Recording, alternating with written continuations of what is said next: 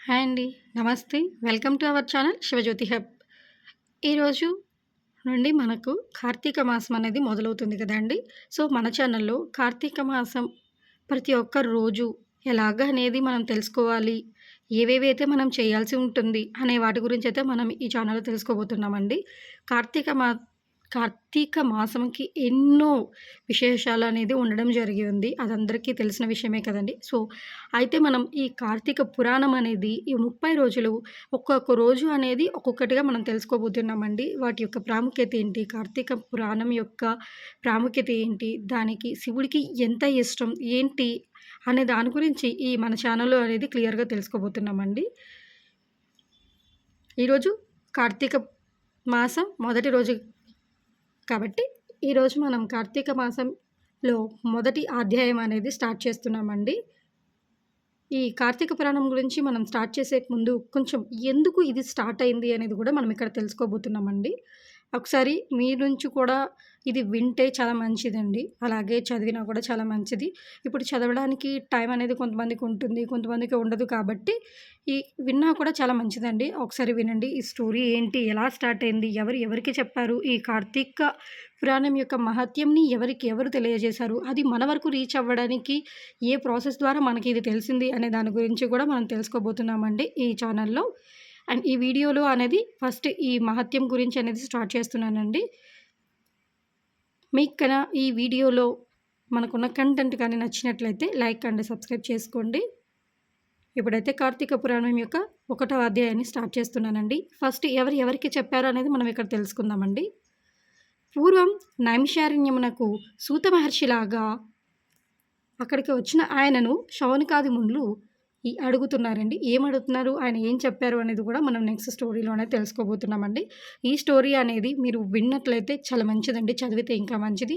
చదివినా విన్నా కూడా వీటికి ఒకటే ఫలితం అనేది ఉంటుందండి. కార్తీక పురాణం చాలా పవిత్రమైందండి. మనం దీన్ని ఎంతో నిష్టగా పాటించినట్లయితే మనకు మంచి జరుగుతుందని నమ్ముతున్నానండి. అలాగే మీరు కూడా దీన్ని పాటించండి. ఒకవేళ చదవడానికి కుదరని వాళ్ళు అన్నట్లయితే దీన్ని విన్నా కూడా మనకు మంచిదే జరుగుతుందండి.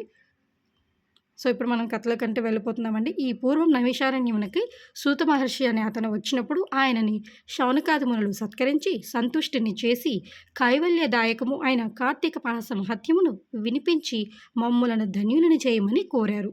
వాళ్ళు అలా కోరగా వారి కోరికను మన్నించిన వ్యాస శిష్యుడైన సూతర్షి శానకాదులారా, మా గురువుగారైన భగవాన్ వేదవ్యాస మహర్షుల వారు ఈ కార్తీక మహత్యాన్ని అష్టాదశ పురాణములలోని స్కాంద పద్మ పురాణములు రెండింటా కూడా వక్కానించి ఉన్నారు.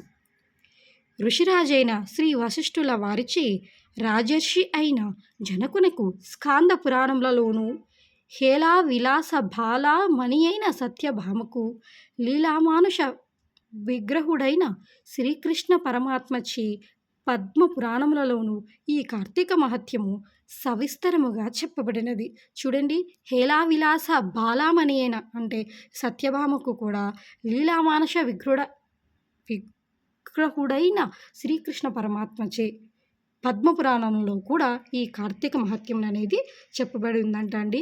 మన అదృష్టం వలన నేటి నుంచే కార్తీక మాసం ప్రారంభం కావున ప్రతిరోజు నిత్యపారాయణముగా ఈ మాసమంతా కార్తీక పురాణ శ్రవణం చేసుకుందాం.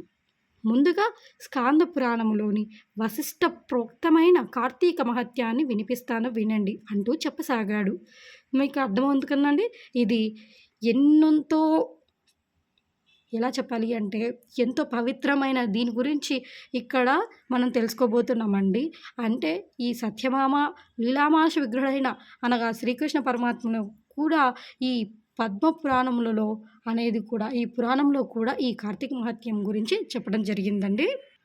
జనకుడు వశిష్ఠుని కార్తీక వ్రత ధర్మములు అడుగుట అనగా జనకుడు ఏం చేశారు? ఈ వశిష్ఠుని కార్తీక వ్రత ధర్మములు ఎలాగ చేయాలి, ఏంటి, ప్రతిదానికి అనేది ఒక నిష్టగా మనం చేయాల్సి ఉంటుంది కదండి. అది ఎలా చేయాలి ఏంటి అనేది జనకుడు వశిష్ఠుని అనేది అడగడం జరిగింది అండి. వశిష్ఠ మహాముని అడగిన తర్వాత ఆయన ఈ వ్రత ధర్మములను ఎలా తెలియజేశారు ఏంటి అనేది కూడా మనం చూద్దామండి. ఏంటి అనగా పూర్వం ఒకసారి ఇది కూడా ఒక కథలాగా ఉంటదండి.